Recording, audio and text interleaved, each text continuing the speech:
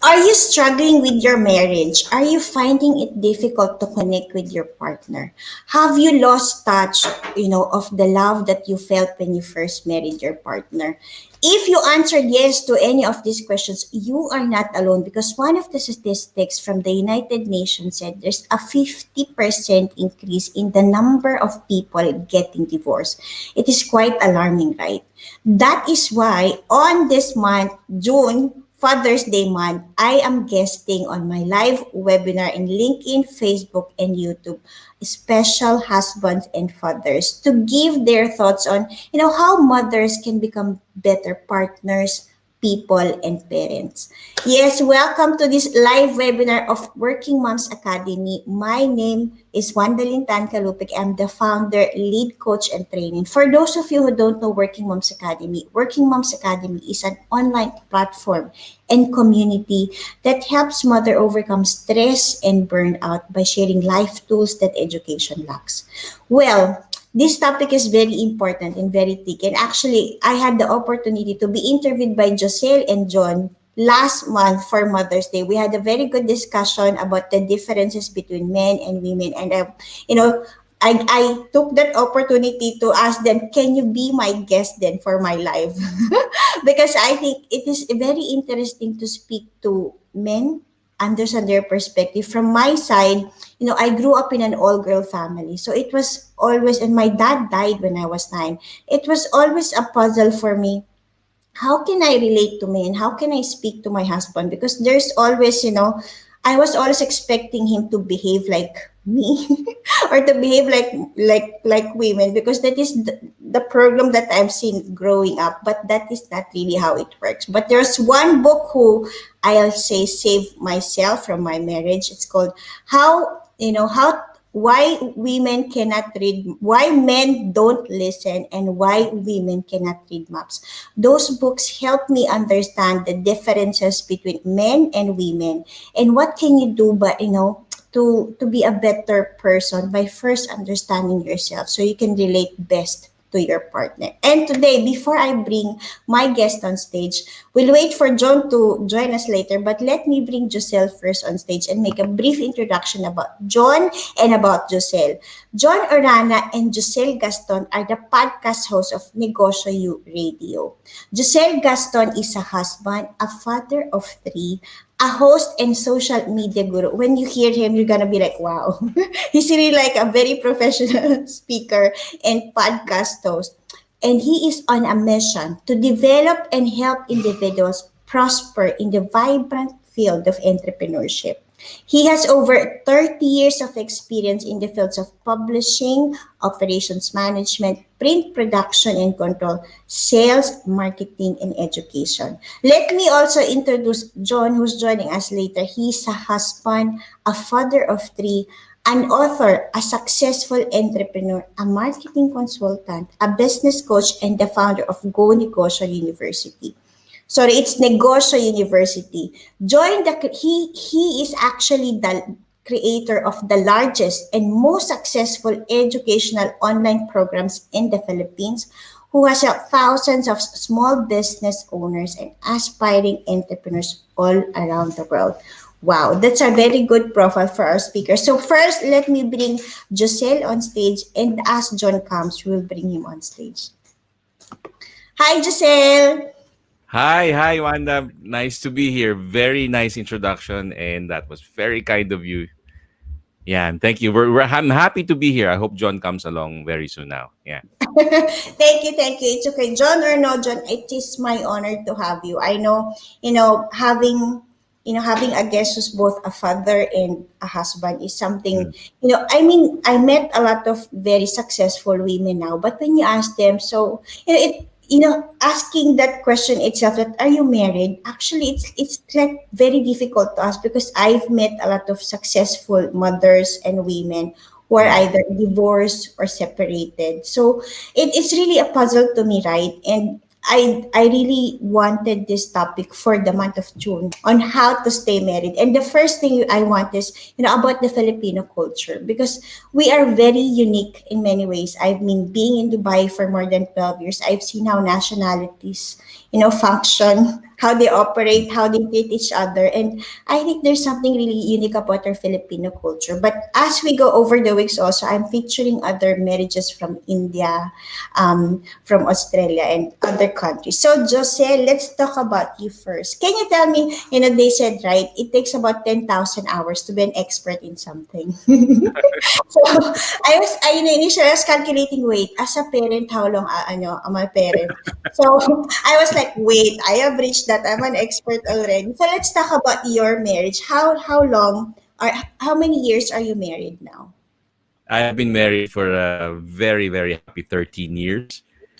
And I would just like to say that Malcolm Gladwell's 10,000 hours does not really apply to being a parent. Otherwise, even our grandfathers will be perfect grandparents, but none of them are. No, even if their grandchildren will say they're perfect, but di ba, syempre may conflict pa rin tayo minsan with them. Yeah, I agree with you. It's not really the number of and the number of yeah, hours or the number of years. As yeah. it is parenting, relationship, marriage, there's nothing that taught us about it, right? But I was just thinking, being married for 12 years is a great success. 13 years is a good, it's a very good number already. They said most marriages now fail in the first 5 years. It's like business, right? I think marriages now become like business where it ends very early. So being married for 13 years, that's something that's really good. So tell me more. How did your life change when you got married? Oh, radically, and I mean that in a good way.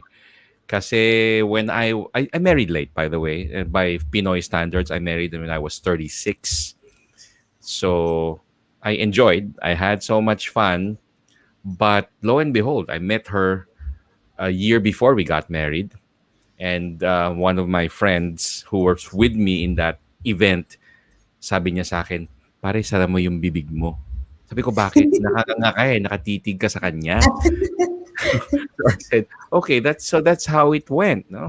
That's how it is pala to really fall for a person. So after 13 years, I realized that my life changed in many ways, or more ways than one. One is I didn't mind losing the independence because I was interdependent na with another person.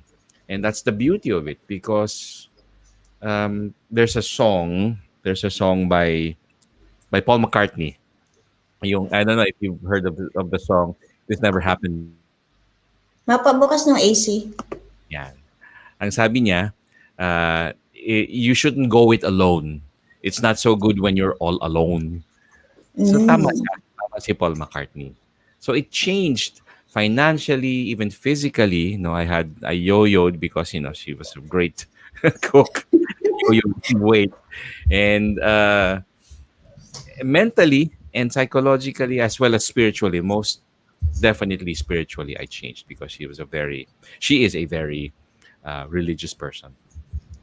Wow, that's good to hear. Right now, Giselle, what caught my attention when you said, really, just to give some information, right? I think when you married, you said at 36. That's really quite late for our culture, right? Because Yes. normally you have to marry at 30, right? Yeah. I remember I was telling my husband, oh, now I'm gonna be 30 soon. So we got married. I think I was 29. Yeah, we were 29 when we got married.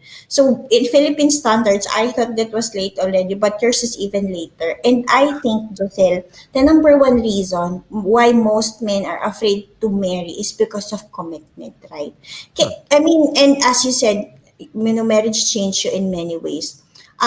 What is that greatest fear about committing to a marriage? Can you just expand? Why did you marry late? Can you just give us your personal perspective about that? Well, I was very pihikan.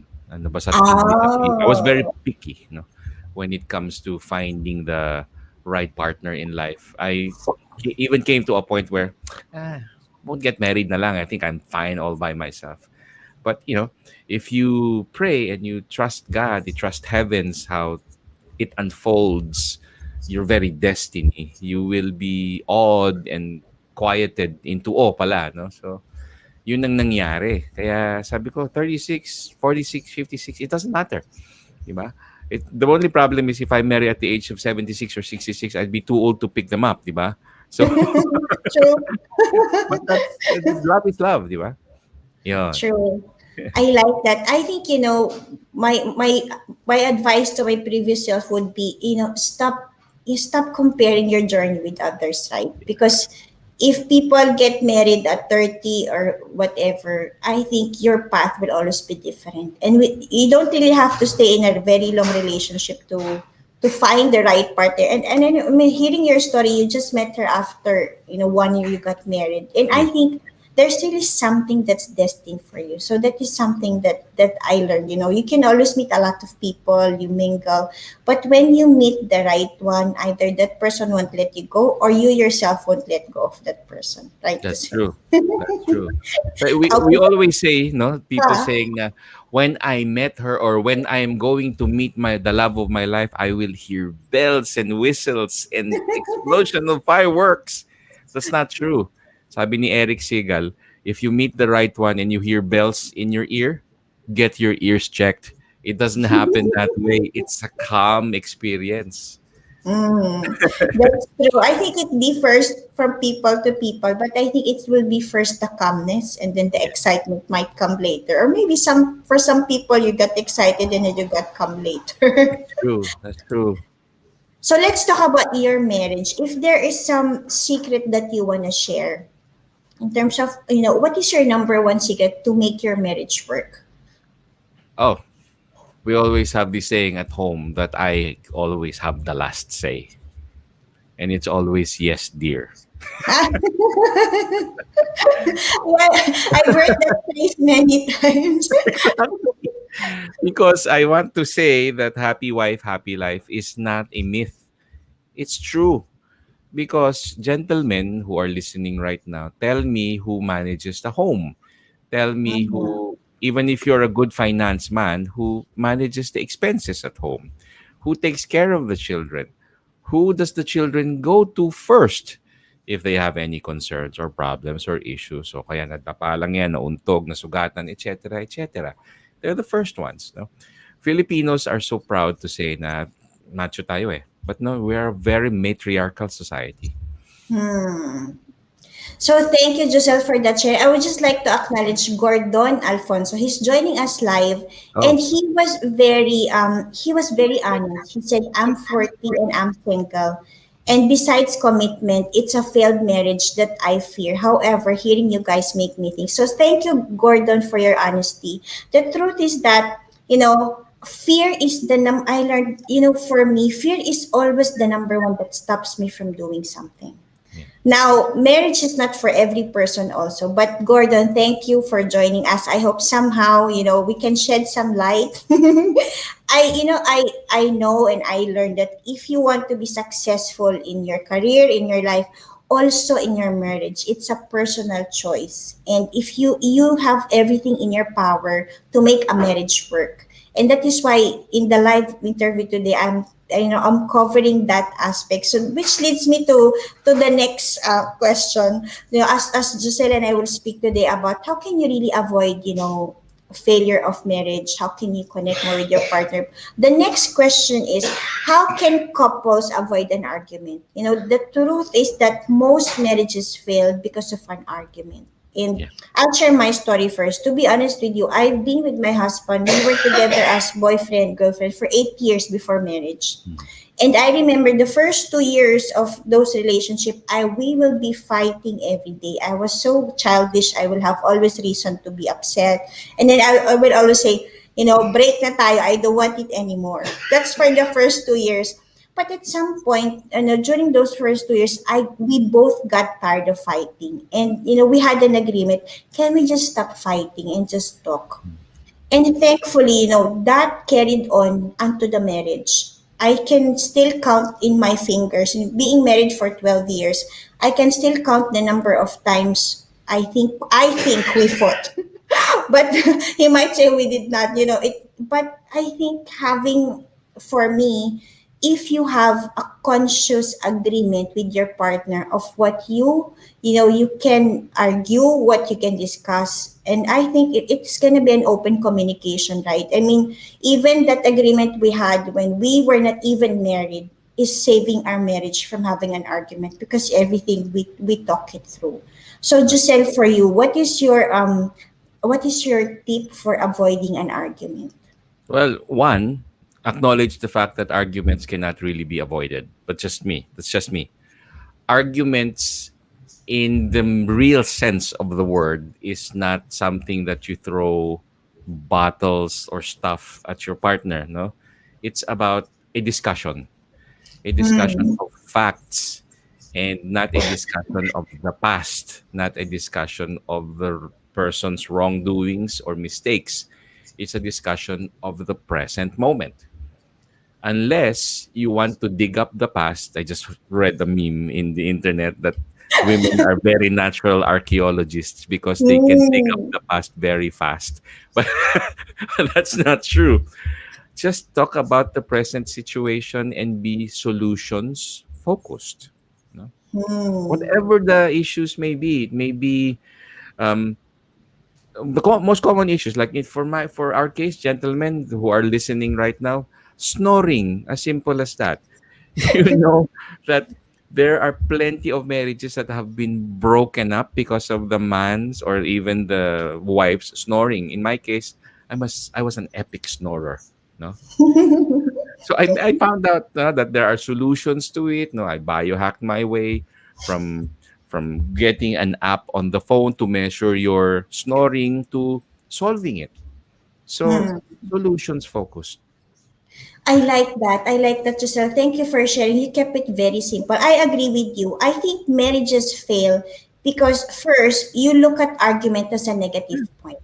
But if you and your partner can have a discussion, of Yeah, something and yeah, be both solution focus oriented, then everything can be solved, right? Because and just going back to said, women are like archaeologists. They can dig the past easily. I want to just explain a little bit of that. Because when I studied NLP, I had a deeper understanding of what's the difference between men and women. And what they said, because men are like, they have waffle minds. So one topic, one thing. Now, the problem for women, we have a spaghetti mind. So, God has designed our brains to be multi-connected because, the function of women, mothers especially, is very different from men, right? We have to take care of the children while working, you have to do chores while doing something. It's really multitasking, and the memory is required for us to really take care of the family. And because of that spaghetti mind that women have, we can easily connect one event to another. So that's why, when your wife remembers something, maybe you're arguing on something now, she will go back to the past of the past to even bring those issues. And even mothers, right, when they speak to their children, they will scold you for this moment now, and they will say, and also you did this the last time.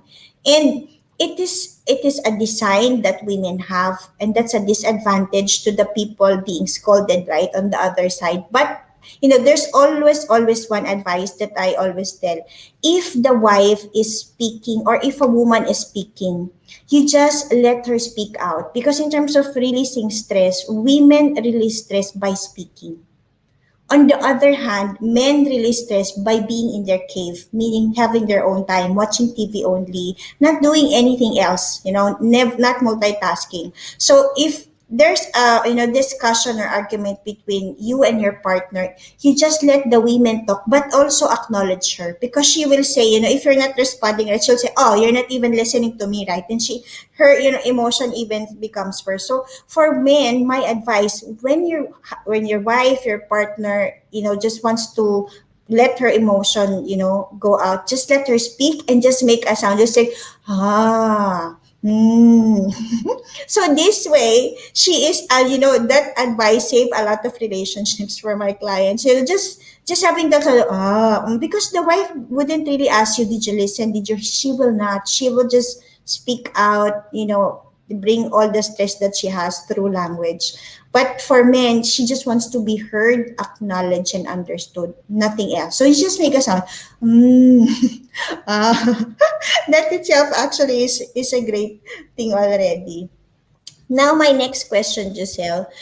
What tips can you give for others to stay married and in love? Because, I also, before I married, I remember a lot of my office mates from different nationalities, which are men, Pakistani, Lebanese, Moroccan, whatever. They will say, Wanda, just don't get married, just stay single. It's a trap. So I was thinking, why these men, and then the ladies will just say, no, it's okay, ignore the men. So I was just thinking, you might be married, but you might not be in love, which is actually, if you look at it, most marriages fail because you've lost the love already. And I think you can have both. You can stay married and stay in love. And that is for me, the number one secret to really staying married is staying in Yeah. love. So what Sure. tips can you give for marriages and for partners to stay Yeah. married and in love? Well, first of all, the main reason that you ask the person to marry you is that the element of attraction, physical. Ang ganda niya, no? So I know she's going to be beautiful all her life, but that's not true. Beauty fades, or at least your concept of beauty fades or changes. So if you rely on the physical plane, that's going to be a sure fail approach. So don't rely on the physical. So you should find ways where you will sustain the love, the attraction, and the connection. And how's that? It should be mental also, psychological Mm. and spiritual. You've probably heard of the saying that at the end of the day, when you're old and gray, what will matter most are the conversations.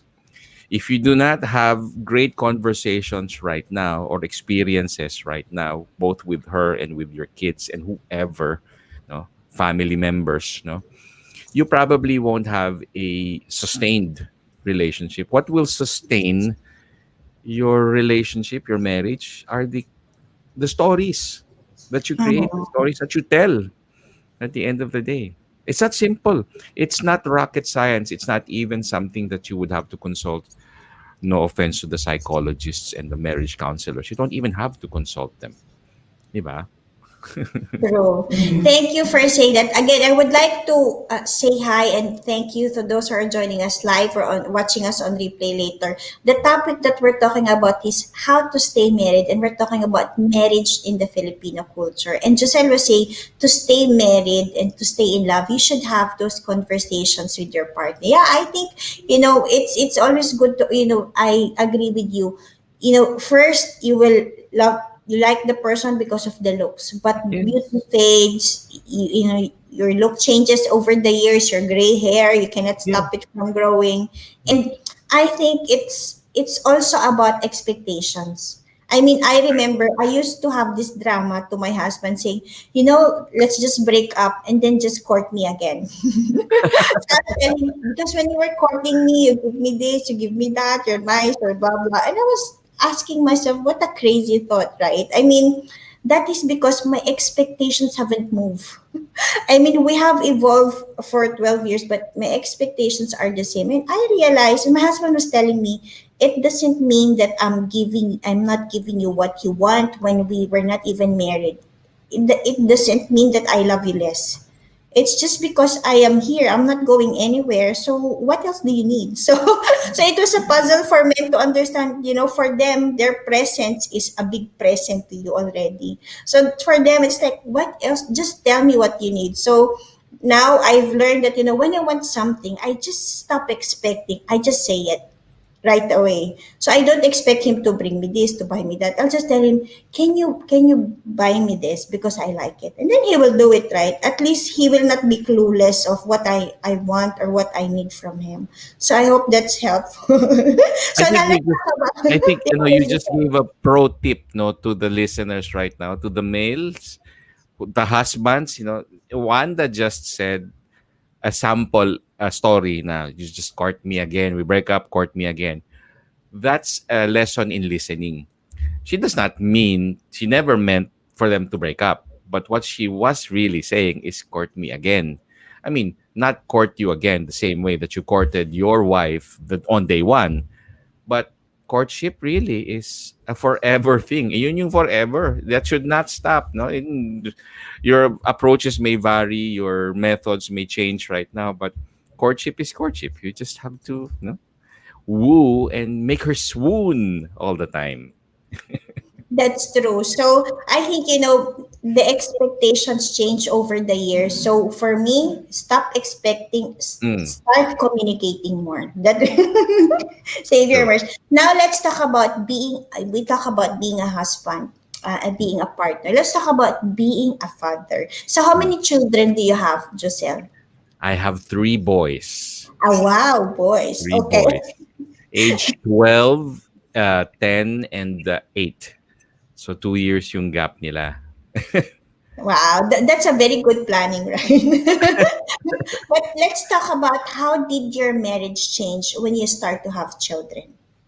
Oh, it's a combination of exciting and stressful because having a small human being sleep beside you, between you, is the most natural birth control of all. No, hence the 2 year gap. And taking care of this human being when my son cries for milk, alam mo naman yan, when he's in pain Mhm. or he wants milk or he's hungry, that changes the dynamic of your relationship. From being pa cute or sweet or courting your wife, you should be able to show your courtship in a different way right now. Like at the instance na umiyak yung bata, you should be the first one to make the milk. No, mix that milk and give it to the boy or to my son, and then make him burp. So there were instances, uh, three times that I did this because of three sons. You had to wake up every 2 hours. You know that, di ba? Yeah, Every yeah. 2 hours. Yeah. So burp, and then when you do that, it's you don't discount it as something that no, she won't remember that. She does. She does. And your wives remember that. No? Or doing the chores at home, doing the dishes while she's doing something else for the kids, di ba? Hmm. That's really something interesting. Statistics said there are 264 million suffering from depression, and they always relate it into two things. It's the relationship you have, in the house with your Yeah. partner. It's also the relationship of the kids to their parents. Because even now, the depression starts at a very young age for children. I remember, my eldest is only 11, but she's talking to me about her friends being depressed. And I was like, aren't they too young to be depressed? But they said, Mommy, no. They just said they wish they never lived. They're depressed. I was like, wow, that's really something. So, I mean, let's talk about, because there are so many things that happened last year, right? How did you take care of yourself and your children? How did you manage? It was a challenge. It became a challenge. Sabi nga nung office mate ko, be careful what you pray for. Because before the pandemic came, we were suffering traffic, all those hitches, all those delays, mostly traffic when you get to and Mhm. from work. So then the pandemic happened. Sabi niya, oh, you be careful what you pray for because this is something worse. But that's being fatalistic and being negative about the situation. It was a blessing. It is a blessing up to this day that you get to spend time with your kids all the time. No? Being here and seeing them grow up, and maybe even if you're bored, you just go to them and yayakapin mo, haharutin mo, kukulitin mo. That's just such a blessing. But the stresses are there, especially when I was still employed. No, people are experiencing it differently. Hmm. So, kaya nga may mga depression, may mga stress, may mga moments of anxiety for different people. So, I'm not going to paint a rosy picture for everybody because it's going to be unfair, especially for those who have lost a loved one or almost lost a loved one. That would be a harrowing experience. So, what we did for our part is just we stuck together, we tried to stay healthy, and we have this habit at night. I Mhm. don't know if you guys are aware of this. I ask my sons, it's almost automatic. Okay. I will ask my eldest three things, and he would say, "Oh, the food we ate, the walk we took, and the short trip to the supermarket where I just stayed at the car because they cannot go out." And then I asked son number two, three things. I asked them three things that they were grateful for that day, and that changes the way they sleep and changes the way they wake up the next morning. That's very powerful. I think, we always say, an attitude of gratitude is really something that will pay forward, right? But I have proven that myself. I mean, when I experienced unhappiness and burnout in 2014, I was thinking of, why are people unhappy? And I realized it is because we forgot to be thankful. And I met a lot of millionaires. They're unhappy also. And I was like, is it really the money that gives you happiness? But no. I learned that it is not about having everything that makes you happy. It's about being happy in every little thing and thanking God for everything that will make you happy. And that's a very good prompt for you to ask your that's a very good tip. Ask your children before they sleep what makes them, what are they thankful for. Just being alive itself is a gift, I know, because there's about 108 people who die every minute, as they said. And for my children, they've seen me journaling all the time. That, I mean, Yo. I'll say, I always, from 2000, since I was in high school, I love journaling, what happened to me. But my mom used to read my journal, so I stopped doing it. But when I came back to Dubai, I started journaling again. And, I saw journaling as a way for me to fulfill and accomplish what I wanted. And it was also a therapy for me to, let go of the emotions which you cannot fully express, right? That's true. And thankfully for my two children, this is something that they copied from me. So Good. before they sleep, even if it's already 12 a.m., they say, Mommy, I need to journal so I can sleep peacefully. So they thought, it's a thought dump for them to say thankful for what happened, to let go of what worried them throughout the day. And that's another powerful thing. It really Gratitude is. Yeah. and, dumping, right? Dumping everything Very because good. there's too Do, much. do you also write in the third person? Um, for them, I let them experiment. But for me, Okay. I always pretend that I'm talking to God. So Okay. I will speak in the language like I am telling a story or I'm talking to him directly. That's how I do it. For my children, when they were still allowing me to read their journal, they will thank for what happened. And then they will also ask for something to let go because there's a lot of news that they get from school. They get scared about it, so they write about that. And but my youngest one will always write only about three things she's happy about. But my eldest one, she's a bit deep, so she will have a lot of thoughts. So she will have a very big notebook before she ends the day. But I think also I learned, writing in different, you can write as yourself, you can write as a third person. That also is another technique to That's get right. it done Yeah. right.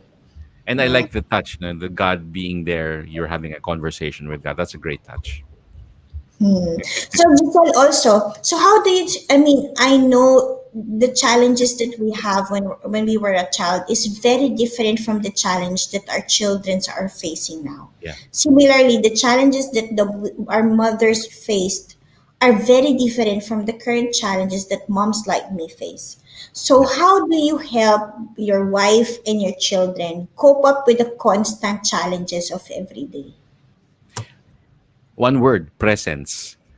You have to be Hmm. there. You have to be making them feel that you're there no matter what, because they can be present, they themselves, the kids, they can be present in other virtual places because of the tablet and the gadgets. They can be absent totally and not mind about their present world. That could be scary.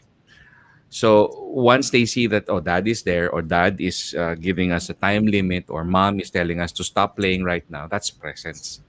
And they realize that, the reality is here with mom and dad, with in this house, not in that Minecraft construction thing that Hmm. they built, diba? Presence. Yeah, I like that. Thank you for sharing. I think you know what they said. More than the presents that we give to our children, it's our presence which really matters. true. I remember before I used to bring my kids a lot of gifts after office, just to cheer them up. But they at some point they say, "Mommy, we don't need gifts. We just want you to be home. Can you just stop working?" So um, I think it's in the book Purpose Driven Life, right? Mm. Time is really the best gift. So as you said, Giselle, if you can be there with them, in present, give them 100% attention. I think that's really a gift, not only to your children but to your partner. We've True. been fully distracted now, but I think at least knowing that one person will still listen to you no matter what, that itself is a great gift. Okay. It is. How about It is. on raising children? What are tips that you can give? How can I learned that in families there are different hierarchies, right? Mm. I mean, for us in the house, I mean, if the kids have assignment, they'll come to me. But there's a level of escalation. If mommy cannot handle, then it's daddy. Or if mommy is busy, it's daddy. That's an unspoken rule. How about in your case? How does it go? Well, they can speak to any of us, but the default is always mom. Even if dads like us will say, I know everything that's happening. No, you don't. The moms know what's happening, the minutest detail about it.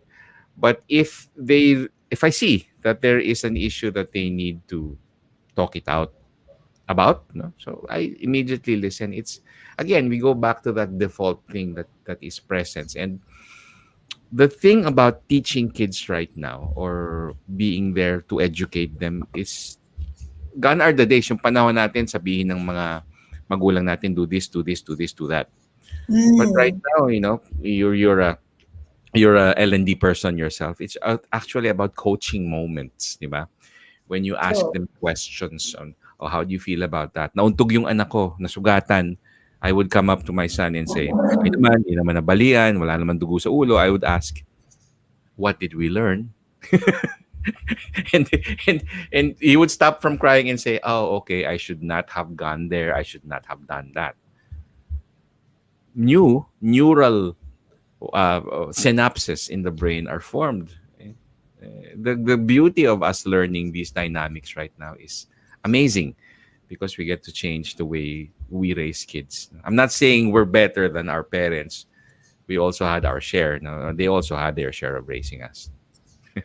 That's very good concept. Parenting is a coach. It's like coaching. I agree with you. I mean, I was thinking if I use the same techniques but that mom did to me, it wouldn't work anymore. So, if your mom said you cannot talk but so you really have to continue reinvent, parenting, right? So Yeah. let me just acknowledge Silarem Ariver. She's joining from Puerto Rico. Thank you for joining us. I really agree with you. Parenting is a coaching. There's no right or wrong. I always say parenting is a lifelong learning journey between you Yes. and your children. And True. if your children made mistakes, in the past, right, your parents will have a lot of problems when you make mistakes. But I also learned that problems and failures are actually gifts. If we help our children see that, and when Giselle said, right, when your kids fall from something, you ask them, what did you learn? For me, I ask them, what is the brighter side?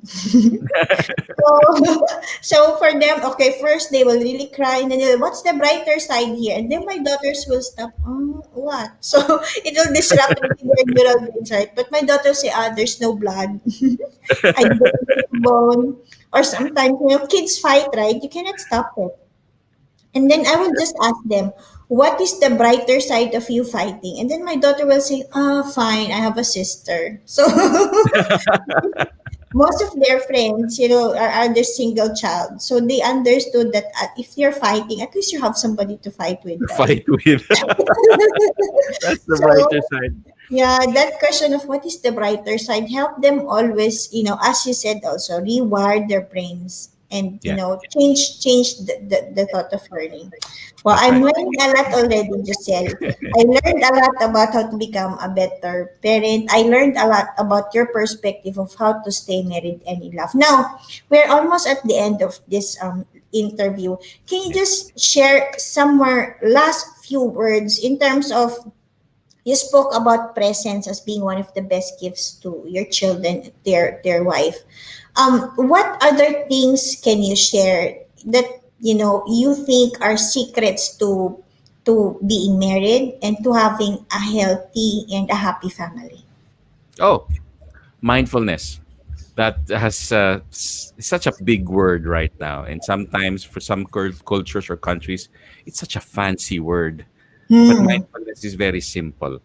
Like when you come home to your kids and wife and you're always on your phone while they're there waiting for you to finish talking to your phone or communicating and playing with your phone, that is not mindfulness. Again, it does not mean I'm demonizing gadgets. Gadgets are wonderful. They're wonderful tools that help us live our lives to the fullest and most convenient way possible.